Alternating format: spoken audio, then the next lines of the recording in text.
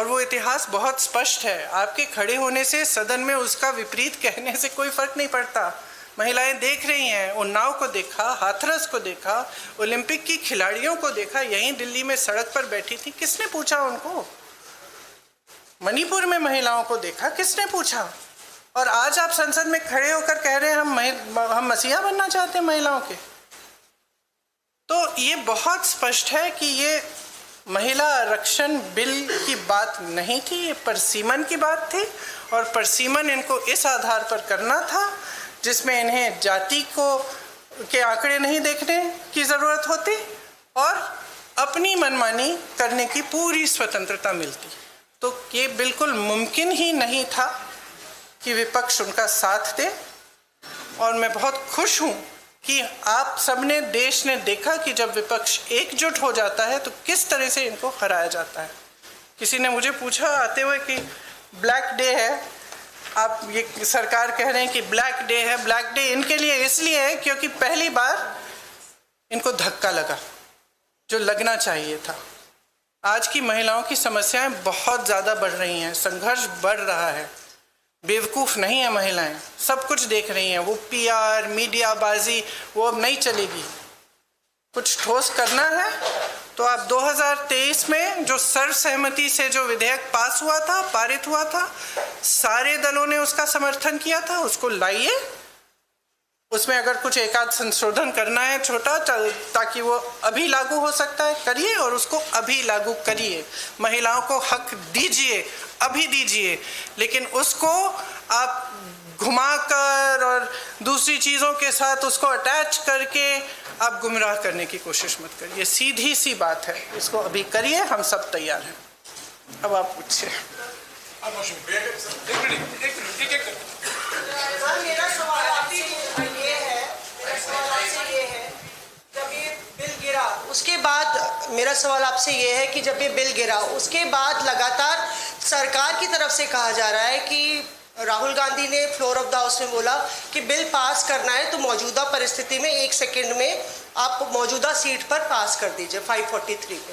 तो क्या विपक्ष उसके लिए तैयार होगा? अभी कि तो जो आपने बोला जो 2023 वाला बिल है, पर अगर मौजूदा सीट 543 है, वही तो है। 2023 का जो विधेयक है उसमें ये था कि इन्हीं सीटों में से आप 33% महिलाओं को देंगे। मैम उसमें लिखा था कि सेंसस के बाद डिलिमिटेशन होगा, उसके बाद तय की जाएगी, जो भी सीट होंगी उस पे 1/3 मिलेगा। तो यानी कि सीटें बढ़ती, पर नहीं, 543 में से ही था। तो उसके लिए आप लोग तैयार हैं? हाँ, बिल्कुल तैयार है। जी प्रियंका जी, दो दिनों तक हमने बहस देखी और अब क्रेडिट उधर से भी क्लेम किया जा रहा है, आप लोग भी दावा कर रहे हैं। नहीं, हम क्रेडिट का दावा नहीं कर रहे हैं। हम आपको इतिहास के बारे में बता रहे हैं। कांग्रेस पार्टी ने 1928 में शुरू की ये बात, और कांग्रेस पार्टी की ही ये बात थी जिस वजह से आज आज़ादी के पहले दिन से महिलाओं को भारत में वोट डालने का मौका मिला और अधिकार मिला। तो मैम सवाल ये था कि बीजेपी और एनडीए पूरे देश में अभियान चलाने जा रही है। आपने देखा कि कल शाम को प्रदर्शन हुए, देश भर में प्रदर्शन हमने देखा बीजेपी की तरफ से, और ये दिखाने की कोशिश है कि महिला विरोधी है कांग्रेस और इंडिया अलायंस। इसकी काट में आप लोगों की तरफ से क्या कोई अभियान चला जाएगा? क्या रणनीति होगी कांग्रेस की और इंडिया अलायंस की इसकी काट के लिए? जो बात आप कह रही है वो देश के आम लोगों तक कैसे ले जाएंगे? देखिए, जैसे मैंने कहा, देश की जनता जो है उसमें बहुत ही ज़्यादा विवेक है। अगर इनको अभियान करना है पूरे देश भर में, खुलकर करें। लेकिन आज देश उस परिस्थिति में नहीं है जो 12 साल पहले था। और शायद कभी कभी ये होता है कि जब सत्ता बढ़ जाती है, लोग सच्चाई नहीं बताते हैं नेताओं को। तो इस पूरे ये जो पूरा पिछले 2-3 दिनों में हुआ, इससे कुछ हद तक ये भी दिख रहा है कि ये समझ नहीं पा रहे हैं कि आज भारत बदल गया है। भारत की जनता देख रही है, समझ रही है कि मीडियाबाजी, पीआरबाजी, ये बड़े बड़े अभियान, इतना सारा पैसा डाला जाता है इसमें, ये चल नहीं रहा है। ये अब चल नहीं रहा है। कल बार बार अमित शाह जी कह रहे थे, आदरणीय अमित शाह जी कह रहे थे कि हमारी बातों पर भरोसा करिए। कोई भरोसा नहीं कर रहा है। असली पॉइंट तो ये है कि जनता का भरोसा उठ रहा है। तो आप जब कुछ कह रहे हैं तो उसको फेस वैल्यू पे जनता आज नहीं ले रही है। प्रियंका जी, कल जो कुछ हुआ उसके बाद जो बीजेपी कह रही है कि they will launch a country-wide campaign to dub the entire opposition including the Congress as anti-women। और जैसे आपने अमित शाह जी की बात करी तो अमित शाह जी ने आपकी राजनीतिक सूझबूझ की भी बहुत तारीफ करी कल लोकसभा में। तो what would be your advice or the campaign, the Congress plan to counter this campaign? See, I think it's very, very clear. We are saying very, very clearly, and we will say this from every platform, we will say this in every state, not just the Congress party, but every party of the India Alliance will say it very, very clearly. Bring that 2023 legislation which was passed, make whatever change you want to get it done by 2029, we will fully support it. We will say this again and again, all over the country. And the other point that I was making in Hindi earlier was that things have changed for this government. It's very visible from their actions. Firstly, they are under a lot of international pressure. It's very, very clear.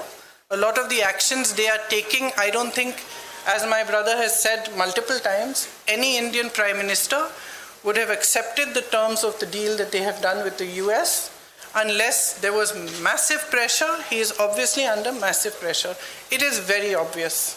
So public is seeing this. The public continues to suffer with multiple problems. The price of gas, price of fruit, vegetables, everything has gone up, and especially the burden of this is on the shoulders of women. And it's across class, across caste. It does not matter whether you're a rich woman, poor woman, whether you live in an urban center, whether you live in the villages. Your problems are increasing. And there is nothing coming from the government to resolve them. So the public can see it. So they can take their Mahila Morcha in front of whoever's house they want. They can make as much tamasha as they want. This country has now awakened to the fact that they do not stand by their words. They cannot be trusted, and certainly women cannot trust them, because we have seen their attitude and their behavior on multiple occasions. So I think it's very clear. They can do what they like. The public is seeing everything very, very clearly. And the chronology of the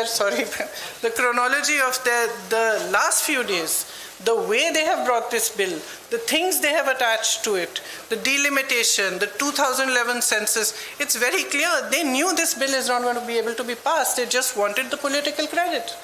Simple as that. कई सवाल हैं आपके पास, वक्त है ना? हाँ, सिद्धार्थ। पति का जन्मदिन है तो थोड़ा शॉर्ट रखिए।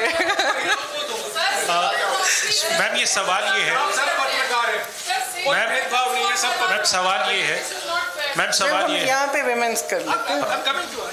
ओके, आफ्टर दिस मैम सवाल ये है कि आप लोग कह रहे थे कि ये वुमेन रिजर्वेशन बिल सिर्फ एक ढाल है, पीछे से मंसूबा डिलिमिटेशन पास कराना है।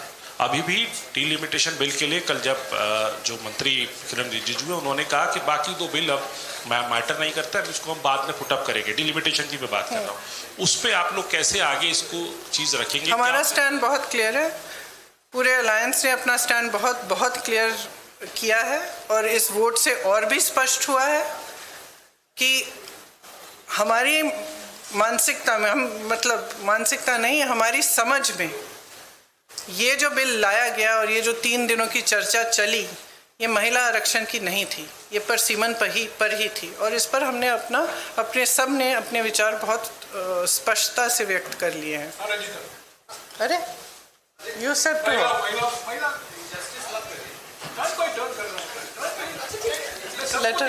मैम, सर महिला ही है इधर भी, वो भी और मैं भी। मैम आपने 543 सीटों की आपने कहा कि 543 मौजूदा सीटों पर सरकार दे दे, तो ओबीसी का उसमें प्रावधान नहीं है, एससी एसटी का तो है, तो क्या उसके लिए भी अगर आप नहीं, उसमें उचित प्रावधान बनाया जा सकता है, क्यों नहीं बनाया जा सकता?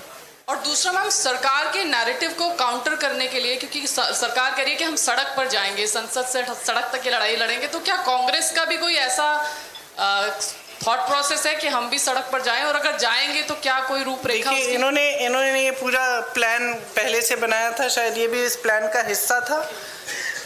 हम अभी कल हमने इनको डिफीट किया है पार्लियामेंट में, हम आज बैठ के हम भी सोचेंगे कि हमें क्या करना है और ज़रूर करेंगे कुछ।